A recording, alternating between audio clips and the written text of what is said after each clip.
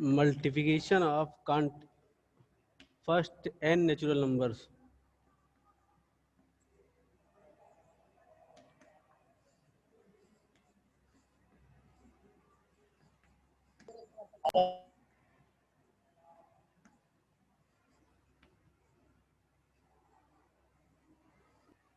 अगर हम n natural number है और उनके कंटिन्यूअस उन सभी नंबर्स का मल्टीप्लिकेशन कर दें तो उसे हम फैक्टोरियल n से रिप्रेजेंट करते हैं।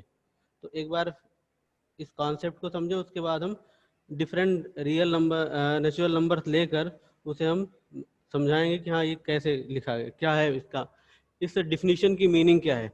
Multiplication of first n natural number is represented by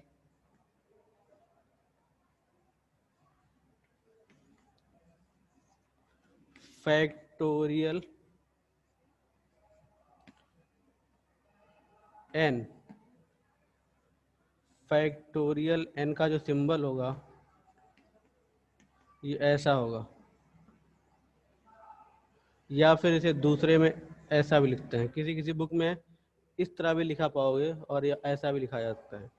अब इसका फैक्टोरियल n लिखने का मतलब क्या होता है, 1 2 3 up to n natural numbers multiply कर दिए गए। जैसे सपोज मैं फैक्टोरियल 3 लिख दूं यहाँ पे, तो फैक्टोरियल 3 मीन्स 1 2 3 का मल्टीप्लिकेशन जो सबसे बड़ा होगा। फैक्टोरियल 3 लिख रहे हैं, इसका मतलब हम मैथमेटिक्स में समझ लेंगे कि 1 2 3 मल्टीप्लाई किए गए हैं। फैक्टोरियल 7 लिखा गया,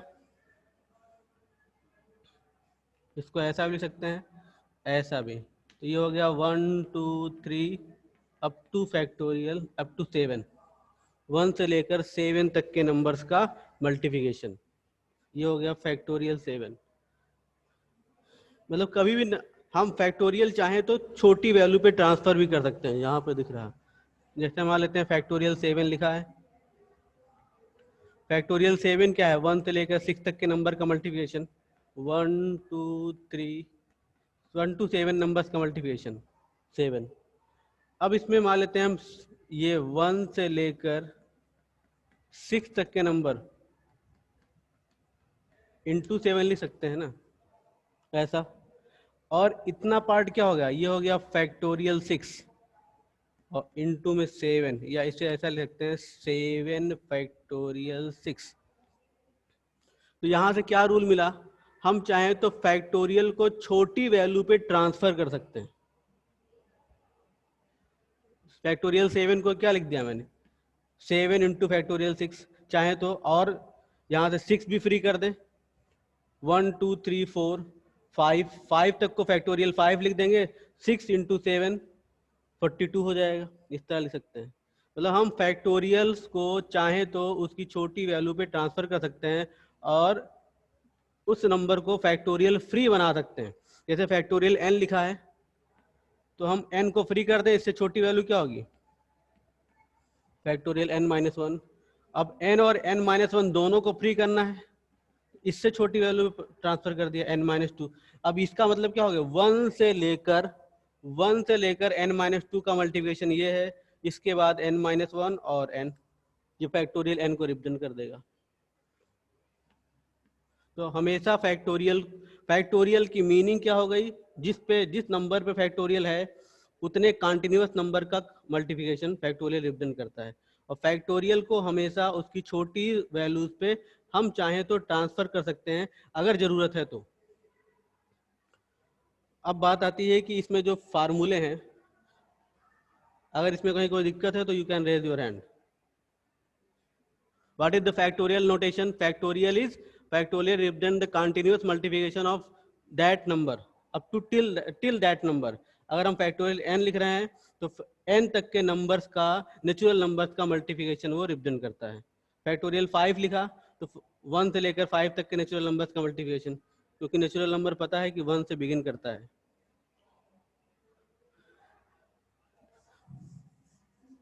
अब इसको जानने के बाद हम परमुटेशन पे आते हैं।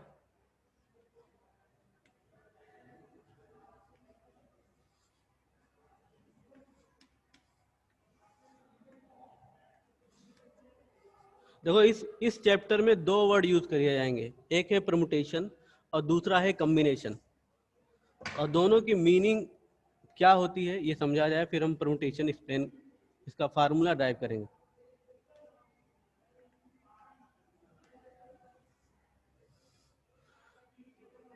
देखो सपोज मान लेते हैं हमारे पास 3 पर्सन है, ए बी और सी,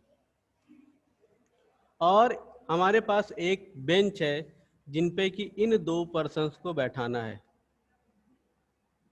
इसमें 2 प्लेस है, इस पे 2 प्ले, इन 3 पर्सन्स को इन 2 प्लेसेस पे बेंच पे बैठाना है। ये क्या है? बेंच।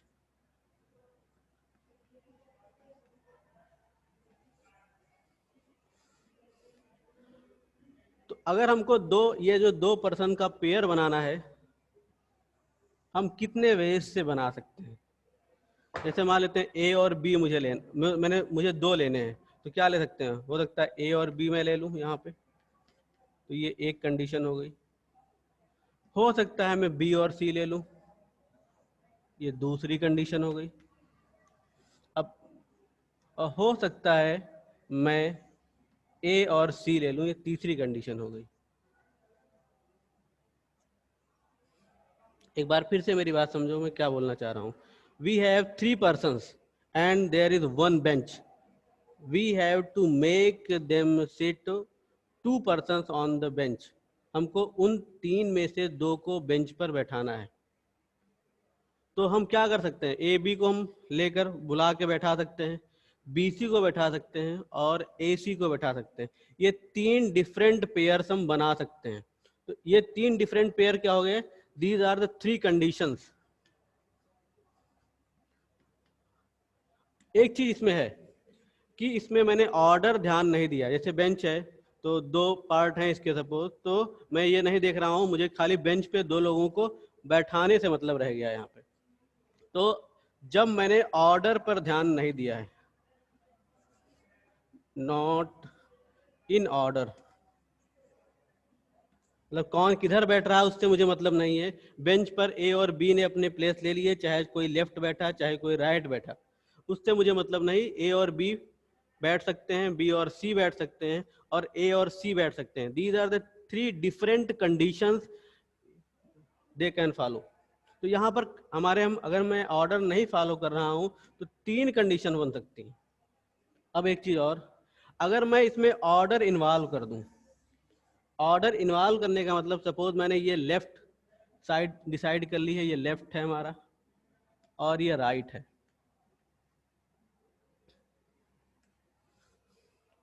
तो एक कंडीशन ऐसी हो गई।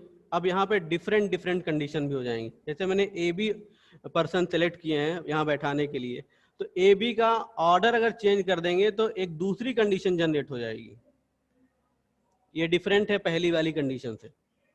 फिर इसी तरह से हमारे पास अगर बी सी था, एक बार बी को मैंने लेफ्ट बैठाया, फिर सी को राइट बैठाया, और दूसरी कंडीशन ऐसी हो सकती है कि सी को लेफ्ट बैठाएं, बी को राइट बैठाएं, ये इसकी दूसरी कंडीशन हो गई। मतलब ये बी सी ऑर्डर पेयर में 2 कंडीशन जनरेट हो गई। ए बी ऑर्डर पेयर में 2 कंडीशन थी हमारे पास, इसी तरह से ए सी ऑर्डर पेयर में भी 2 कंडीशन हो गई।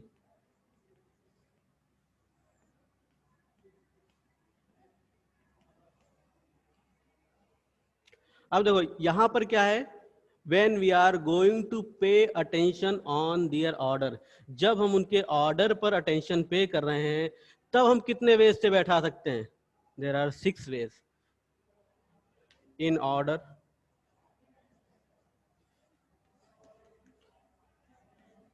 it becomes 6, ये 6 हो गए। मतलब जब हम ऑर्डर पे ध्यान देंगे तो हमारे पास तरीके बढ़ जाएंगे। हम इसको बिना ऑर्डर बैठा रहे हैं तो खाली 3 तरह से बैठा पा रहे हैं, और ऑर्डर पे ध्यान दे रहे हैं तो हमारे पास 6 ऑप्शन हो जाएंगे, हम 6 तरह से इनको बेंच पर बैठा पाएंगे। तो यहाँ पर जो परमुटेशन होता है that depends in the order, वो ऑर्डर पे डिपेंड करता है। कॉम्बिनेशन क्या होता है, वो ऑर्डर पे डिपेंड नहीं करता। परमुटेशन को दूसरे वर्ड में बोलते हैं अरेंजमेंट, और कॉम्बिनेशन को दूसरे वर्ड में बोलते हैं सिलेक्शन। ये क्या है, ये सिलेक्शन है।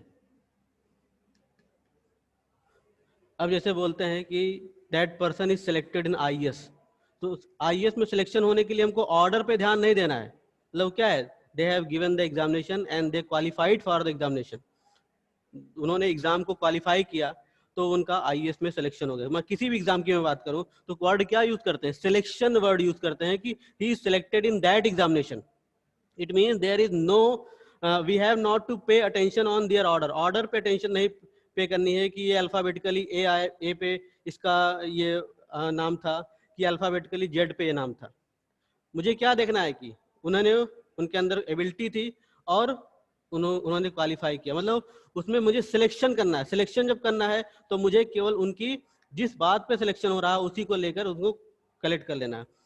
और अरेंजमेंट एक बहुत अच्छा एग्जाम्पल है। सपोज क्लास 10 तक तो पढ़ाई हो चुकी है तुम लोग की, क्लास 10 तक कभी कभार टीचर एब्सेंट रहते होंगे। तो मान लेते हैं हमारे पास सपोज 10th में 2 सेक्शन है या 3 सेक्शन है। सपोज सेक्शन ए का टीचर नहीं आया, बी, मान लेते हैं 2 सेक्शन सपोज ए और बी हैं, ए का टीचर नहीं आया और बी में हमारे टीचर आए हैं, सेम थिंग पढ़ाई जा रही है या नहीं पढ़ाई जा रही, दूसरा टीचर है। सेक्शन ए वाले स्टूडेंट क्या करते हैं, सेक्शन बी में कंबाइंड कभी कभार किए जाते हैं, कहा जाता है कि क्लास कंबाइंड हो गया। कंबाइंड होने का मतलब क्या होता है कि एक सेक्शन के बच्चे बी में चले गए और जाके जहां जहां पे खाली प्लेस था वहां वहां पे जाकर बैठ गए। मतलब उनके बीच में क्या है, ऑर्डर का कोई मतलब नहीं है। क्लास कंबाइंड होने का मतलब क्या है, where they got place they make them sit, उन्होंने अपना प्लेस ग्रहण कर लिया, अपना स्थान ग्रहण कर लिया। उनको ये मतलब नहीं कौन सबसे लंबा है, हो सकता है आगे बैठा हो, तो दूसरे सेक्शन से आ जाए, सबसे लंबा है उसको आगे प्लेस मिल जाए, आगे बैठ जाए। सबसे छोटा हो सकता है पीछे उसका कोई फ्रेंड बैठा हो, पीछे बैठ जाए। मतलब it means they have no, there is no attention on their order, उनके ऑर्डर पे अटेंशन नहीं है। और हो सकता है वहां पे मैथ चल रही हो, दूसरे में साइंस चल रही हो, मतलब मैथ का पीरियड खाली हो, साइंस वाला टीचर दूसरे में पढ़ा रहा है, तो हो सकता है कि वो साइंस पढ़ने चले जाएं, मैथ क्लास ऐसे चला गया। तो कॉम्बिनेशन में क्या है, कॉम्बिनेशन में कोई मतलब नहीं, खाली हमको क्या करना होता है, कंबाइंड करना होता है चीजों को। और इसी चीज को मैं ऐसा बोलूं कि एक टीचर चला गया है, उसका क्लास अरेंज कर दिया गया। अरेंज करने का मतलब है कि सेम सब्जेक्ट का टीचर जाएगा और तुम्हें वही चीज पढ़ा के आएगा, हमारे हमारे ऑर्डर में कोई चेंज नहीं होगा। अगर if suppose math teacher is absent, then another math teacher will go in your class and teach you. It is arrangement, मतलब हमारा जैसा सिटिंग अरेंजमेंट है वैसा बना रहेगा, सेम सब्जेक्ट चलते रहेंगे, हम अपने अरेंजमेंट को, अपने सिस्टमेटिक वे को चेंज नहीं करने जा रहे हैं। तो उसे हम बोलते हैं ये अरेंज हो गया, ये हमारा पीरियड अरेंज कर दिया गया। कंबाइंड का मतलब है कि there is no attention on their order, order पे कोई अटेंशन नहीं, anyhow it is combined both section, किसी तरह से हमने सेक्शन को कंबाइंड करके उनका टाइम पास कर दिया। तो ये कॉम्बिनेशन और परमुटेशन में बेसिक डिफरेंस है। Permutation based on their arrangement, or we can say that it is depends on the systematic order, ये systematic order पे डिपेंड है। और कॉम्बिनेशन क्या है, वो सिलेक्शन पे डिपेंड है, उसमें ऑर्डर से कोई मतलब नहीं होता। तो अब जरा इसकी बात, इसका फार्मूला ड्राइव किया जाए और डिफिनीशन लिखकर।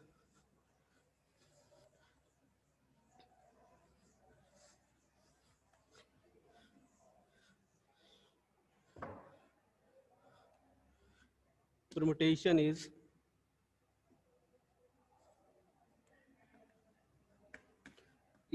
an arrangement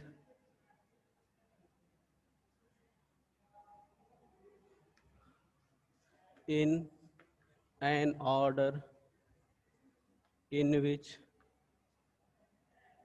all objects or some of them taken at a time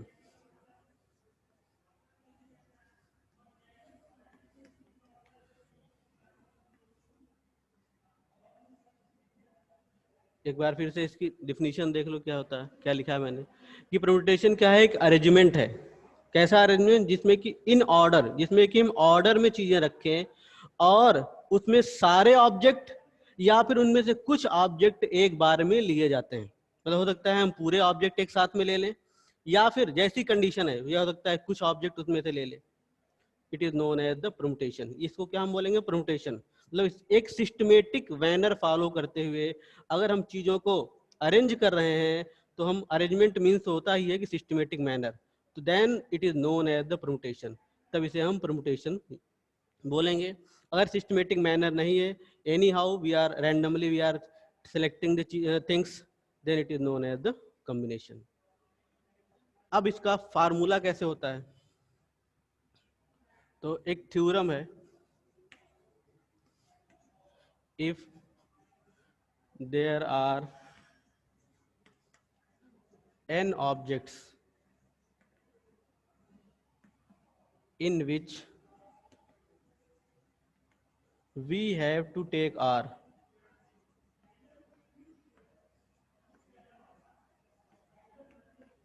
what is the r here? R is greater than 0, greater than 0 and less r equal to n। ये r क्या है? इस n object में से r object, मैंने total कितने n object हैं, उनमें से r लेने हैं। अब r हमारी 0 नहीं है, 0 मीन्स कोई भी ऑब्जेक्ट नहीं ले रहे हैं, और ये इसकी वैल्यू क्या हो सकती है? n या n से कम। n means total object. जैसे सपोज मेरे पास 5 ऑब्जेक्ट्स हैं, 5 में मैं 3 भी ले सकता हूँ, 2 भी ले सकता हूँ, या फिर टोटल 5 ले सकता हूँ। टोटल 5 मीन्स n, 3 2 लिया मतलब r हो गया। इसकी वैल्यू 0 नहीं, 0 मैंने किसी को मत लेना। तो ऐसी कंडीशन में देन परम्यूटेशन को कैसे लिखते हैं? N P R. N is total object in which we have to take R, जिसमें कि मुझे आर लेना है। ये ऊपर क्या लिखा जाएगा? इसको बोलते हैं सुपर स्क्रिप्ट, ये सब स्क्रिप्ट। ये एन है टोटल ऑब्जेक्ट जिसमें कि आर मुझे लेना है। इसका फार्मूला क्या आता है? एन माइनस 1 और लास्ट में आएगा n माइनस आर प्लस 1।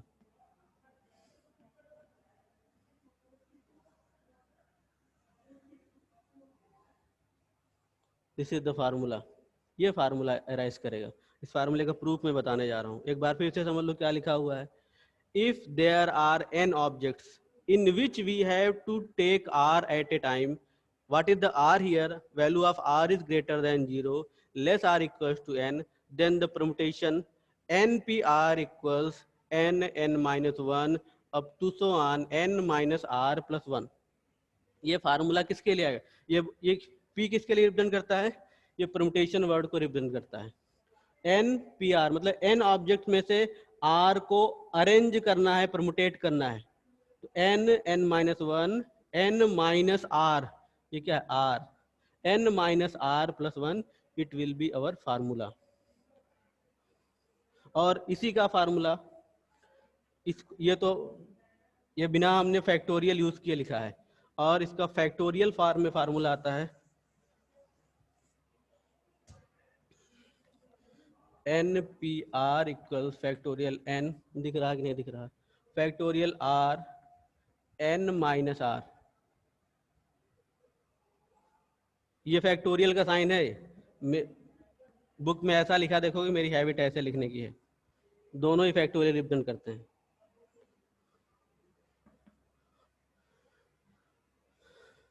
तो ये हो गया। अब इसका जरा प्रूफ देख लिया जाए।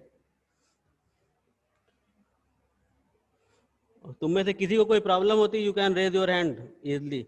बस खाली बदमाशी ना करो, अच्छे से पढ़ो, बहुत मजा आएगा। कहीं प्रॉब्लम होती है, यू कैन आस्क टू मी।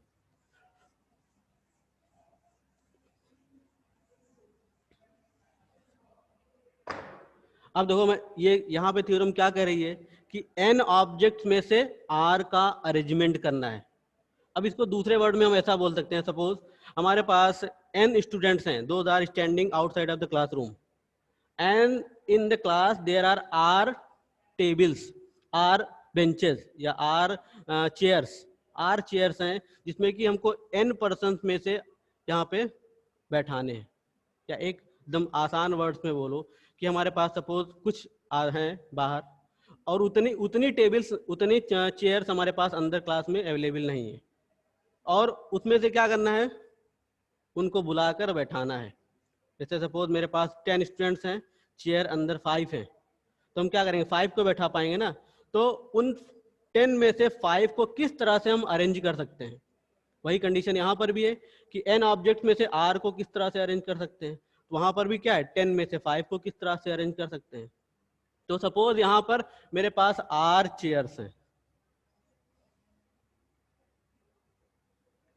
और इसमें मुझे n ऑब्जेक्ट्स के लिए अरेंजमेंट देना है, तो अब r ही बैठ पाएंगे इनमें से। तो पहले के लिए हम सपोज पूरे पूरे बाहर खड़े हुए हैं, they are standing outside of the classroom, for the first chair how many options we have, total n options, because none has entered in the room till now. उस समय तक कोई भी क्लासरूम में नहीं आया, सभी बाहर खड़े हुए हैं, तो पहली सीट के लिए हमारे पास कितने ऑप्शन हो गए, n।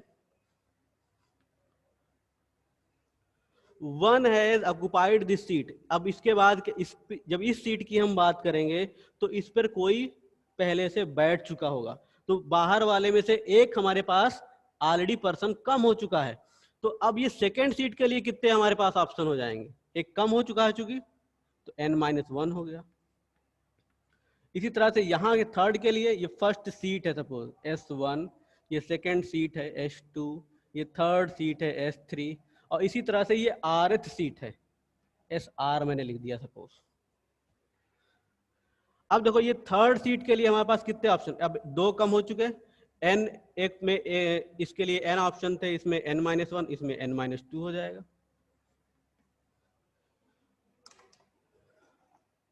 अब इस rth में कौन कितने बैठ पाएंगे, अब जरा देखा जाए, थोड़ा सा फार्मूला ड्राइव किया। देखो S1 कैसे लिखा है मैंने, S1 के लिए कितने ऑब्जेक्ट हैं, S1 माने फर्स्ट सीट बोल सकते हो। यहाँ पर हमारे पास ऑप्शन कितने हैं, n। इस n को हम क्या, अब यहाँ पे सीट क्या है 1, इसको मैं ऐसा लिख सकता हूँ n-1, ये क्या है, ये सीट नंबर है, ये 1-1 वैल्यू कितनी आएगी, 0 हो जाएगी, n आ गया। फिर S2 क्या है हमारा, ये n-1 आया, कैसे आया होगा, n, अब यहाँ पर सीट कौन सी है, सेकेंड-1 लिख सकते हैं। अब यहाँ पर सेकेंड-1 लिखेंगे तो क्या आएगा, 2-1 1 हो जाएगा। फिर S3 थर्ड सीट, इसकी वैल्यू कितनी आई है, n-2। अब ये सीट कौन सी है, थर्ड, इसको लिख सकते हैं n-3-1, वैल्यू क्या आएगी, n-2 आ जाएगी।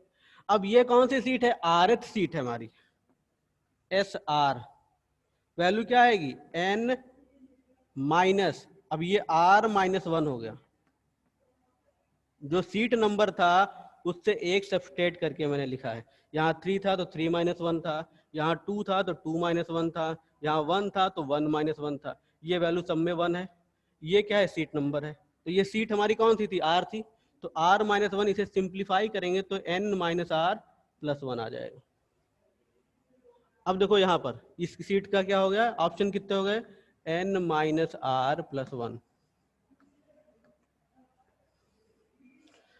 अब हमारे पास ये ऑप्शन, टोटल ऑप्शन कितने हो गए, और यहाँ पे कौन सी थ्योरम यूज हो रही है, मल्टीप्लिकेशन थ्योरम यूज हो रही है, because we have to give the result taking all the r chairs, we have to arrange all the r persons on the r chairs, and after that we have to give the result। मुझे इन सारे r लोगों को arrange करना है out of n, उसके बाद result declare करना है। तो बाय मल्टीप्लिकेशन थ्योरम वैल्यू क्या होगी, npr की, out of n we have to arrange r, n-1, n-2 and up to so on n-r+1। ये हमारा एक फार्मूला बन गया। अब इसमें कुछ इफ बट हो तो please ask to me, and then I come on the factorial form of it. उसके बाद मैं इसका फैक्टोरियल फॉर्म डिस्कस करूं। जरा अगर कोई दिक्कत हो रही हो तो पहले पूछो, उसके बाद मैं आगे बताता हूँ इसे। You can ask to me. अपने एक मिनट, पहले काम ये करना है कि अपने हैंड रेज करना है। I will I will make you unmute. हाँ बोलो, कौन कौन है इसमें, किसको सर वो पूछना है? S1 n माइनस n है तो उसमें n-1 हाँ ये मैंने सर क्या, नीचे वाला। हाँ एक मिनट, मैंने ये क्या किया है, मैंने इसको निकालने का मेथड खोजा, क्योंकि आर के लिए, आर क्या है, आर कोई नंबर तो है नहीं, कोई पर्टिकुलर नंबर तो है नहीं, आर मीन्स कोई भी प्लेस हो सकता है, तो उसको कैसे डिसाइड करोगे? तो मैंने देख लिया कि किस तरह से हमारे पास ऑप्शन आ रहे हैं। मैंने देखा कि पहले प्लेस पर एन आया है, दूसरे प्लेस पे n-1 आया है, तीसरे प्लेस पे n-2 आया है, फोर्थ प्लेस खोजोगे तो n-3 आ जाएगा। तो ये नंबर कैसे आ रहे हैं, उसके लिए मैंने एक फार्मूला बना लिया। कैसे? S1 की वैल्यू n है, इसे लिख सकते हैं n1-1। What is the 1? ये 1 क्या है? ये सीट नंबर रिप्रेजेंट कर रहा है। S2 क्या हो गया?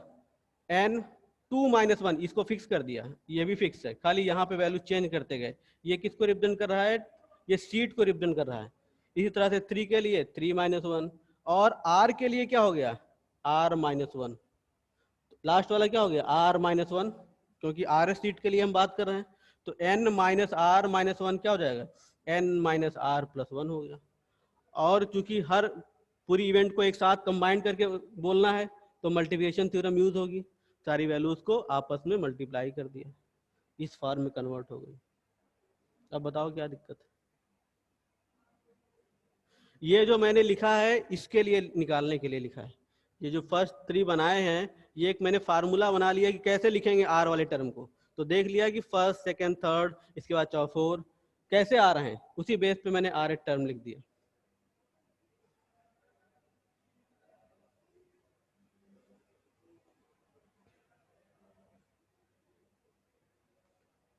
अगर किसी को कोई प्रॉब्लम है तो पूछ सकते हो। अब देखो, इस फार्मूले को मुझे इस फॉर्म में चेंज करना है।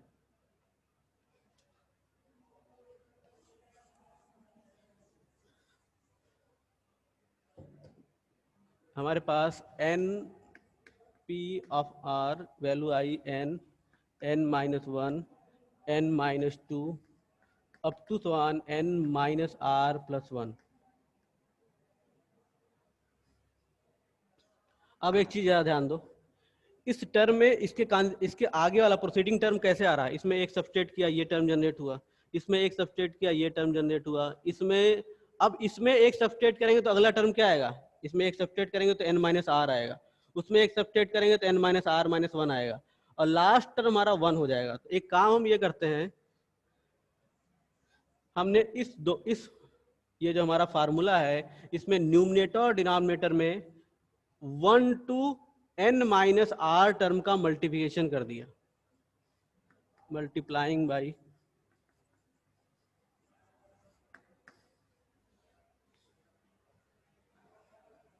जरा इसका फार्मूला यहाँ पे सही करना है, यहाँ पे n/n-r होता है, यहाँ पे ये r नहीं होता, हटा देना वहां से।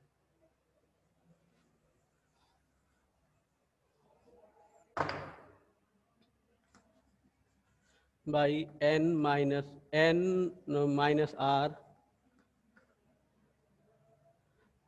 n-r-1 अप टू स्वान, या ऐसा लिखो, ऐसा 1 2 3 अप टू n-r। इतने टर्म का न्यूमरेटर में मल्टीप्लिकेशन कर देना है, and denominator multiplying by this term by in numerator as well as denominator. जरा फार्मूला पिछले लिखा हुआ था उसको यहाँ पे बगल में, उसको जरा करेक्ट कर लेना, उसका फॉर्म। चलो अभी आ ही जाएगा। डिनोमिनेटर में फैक्टोरियल आर हटा देना। अब देखो इसको लिखोगे तो क्या आएगा? NPR। मैंने क्या किया, इस वैल्यू से न्यूमरेटर में और डिनोमिनेटर में मल्टीप्लाई कर दिया, तो n-1 n-2 और इसके बाद n-r+1, इतना हमारे पास वैल्यू आ चुकी थी इस टर्म का और इसको मैंने कन्वर्ट करके लिख दिया। ये मल्टीप्लाई करना था, यहाँ से चालू किया उल्टा, n-r, इसके पहले का टर्म n-r-1, और इसी तरह से ये लास्ट टर्म क्या है? 1।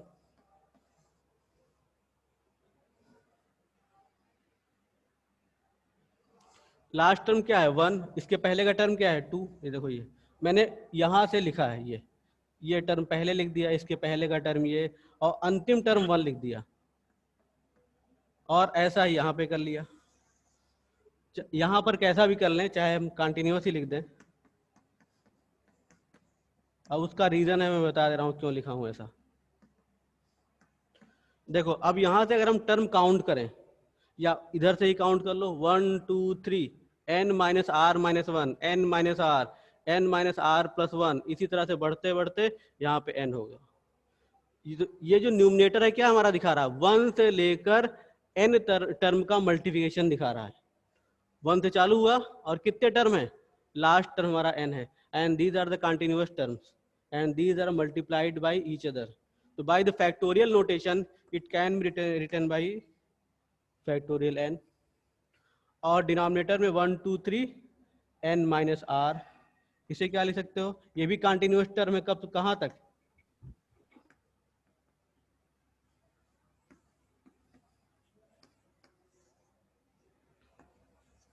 यहाँ पे जो फार्मूला वहाँ था उसको थोड़ा सा यहाँ आर हटा देना। तो अब एक बार फिर से ये वाली वैल्यू हमको मिली थी, अब इसमें फैक्टोरियल, ये विदाउट फैक्टोरियल NPR की वैल्यू है। मैंने क्या किया, न्यूमरेटर और डिनोमिनेटर में 1 से लेकर n माइनस आर टर्म का मल्टीप्लिकेशन कर दिया। तो देखो यहाँ पर मैंने यहाँ से चालू करके उल्टा लिख दिया, n minus R minus one और 1, और इसमें ऐसा ही लिख सकते हैं, कोई दिक्कत नहीं। इसको ऐसा लिखने का इसलिए मतलब है क्योंकि यहाँ से मैं अगर काउंटिंग करूंगा तो एकदम कंटिन्यूअस टर्म दिखते चले जाएंगे, कहाँ तक, n तक, तो फैक्टोरियल n बन गया। और इसको देखें तो 1 से लेकर n माइनस टर्म का मल्टीप्लिकेशन ये भी है, n माइनस आर बन गया, तो factorial n minus R, numerator factorial n, NPR को रिप्रेजेंट करेगा।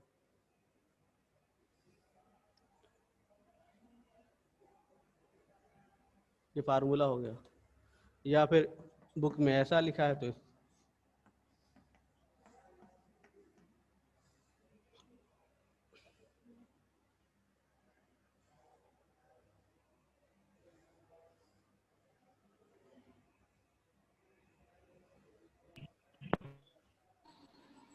Sir yes. सर इसके पहले वाले एक्सरसाइज मतलब इससे जो पहले वाले में क्वेश्चन पूछना है, पहले वाले एक्सरसाइज का, ठीक ठीक, कब पूछेंगे? अभी पूछ लेना। ठीक है सर।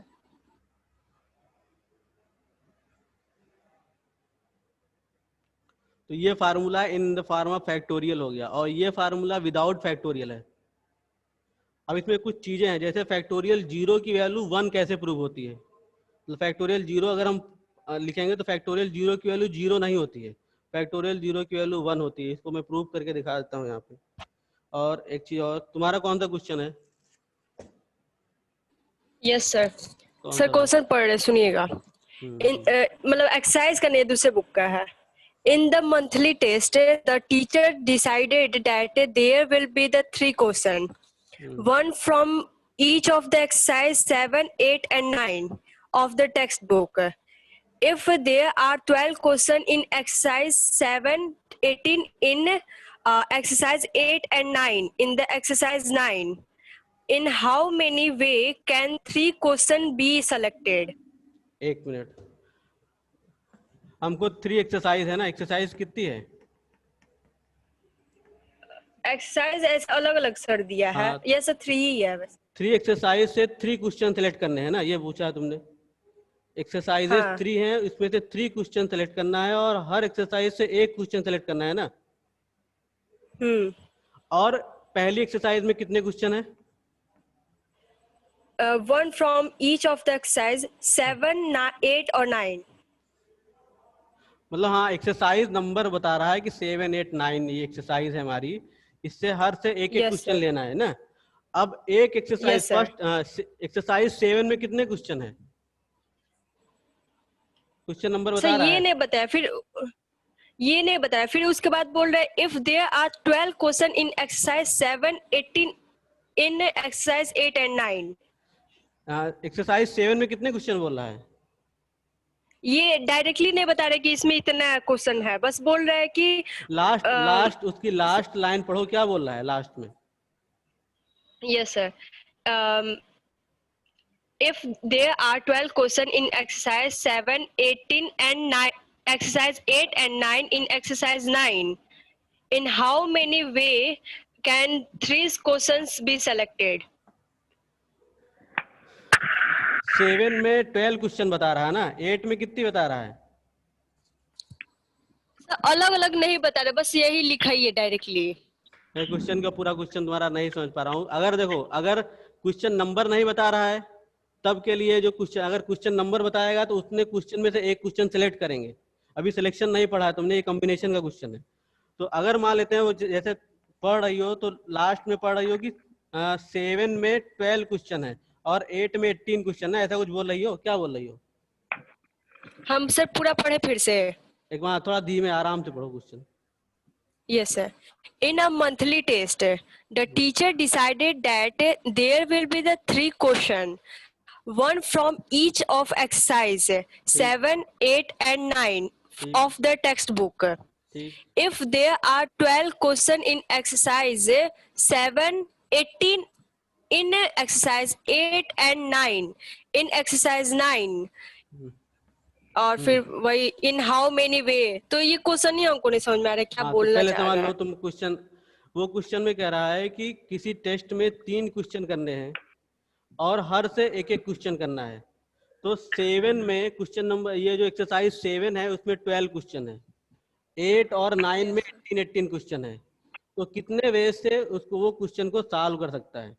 तो अब देखो 7 में 12 क्वेश्चन है तो 12C1, मतलब 12 में से क्या करना है, एक क्वेश्चन मुझे लेना है। एक्सरसाइज 7 मतलब हर से क्या करना है, एक एक क्वेश्चन सेलेक्ट करना है। तो 12, अब ये कॉम्बिनेशन का फार्मूला है 12C1, फिर यहाँ पर इससे भी एक लेना है 8 एक्सरसाइज से अब इसमें 18 दिया है तो 18C1, और फिर 9 में भी 18 दिया है तो 18C1। ये हमारा, अब इसको कॉम्बिनेशन फार्मूले से सॉल्व। अब उसमें सिलेक्शन पूछा है, अरेंजमेंट नहीं पूछा है, सिलेक्ट करने को बोला है। तो how many ways we can do so? तो 12C1 into 18C1 into 18C1। Yes ठीक है।